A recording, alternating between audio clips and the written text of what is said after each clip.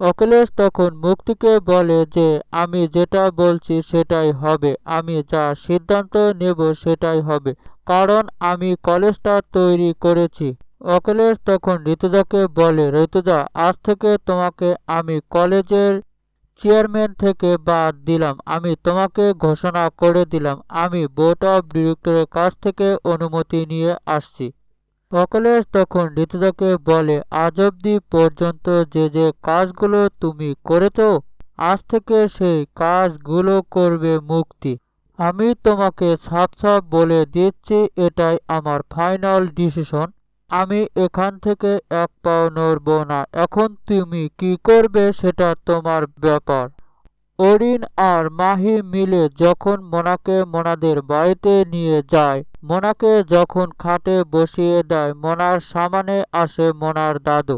মোনাকে এসে বলে, মোনা, তুমি কোনো চিন্তা করো না, কাল থেকে তুমি আবার ওই কলেজে যাবে এবং মাথা উঁচু করে সেখানে ক্লাস করবে।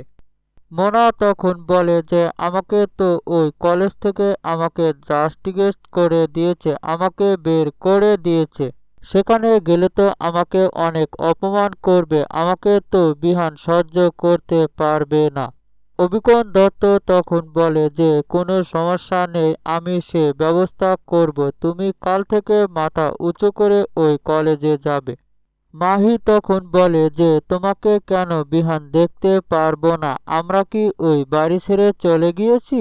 আমরা তো ওই বাড়িতে আছি, আমরা দাদাকে বোঝাবো কম্পাসকে যাতে সে ভুলে যায়। আমরা থাকতে তুমি কেন চিন্তা করছো?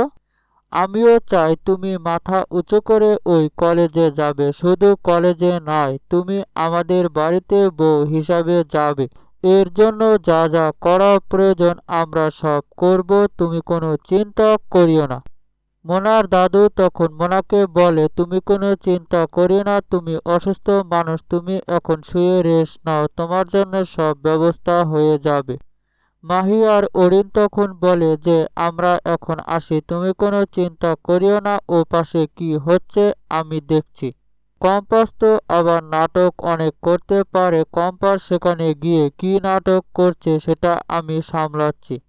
কম্পাসের বিরুদ্ধে আবার নতুন করে কি প্ল্যান করছে মোনা ও তার দাদু অভিকন দত্ত, এমনটাই দেখতে আমাদের সাথেই থাকুন।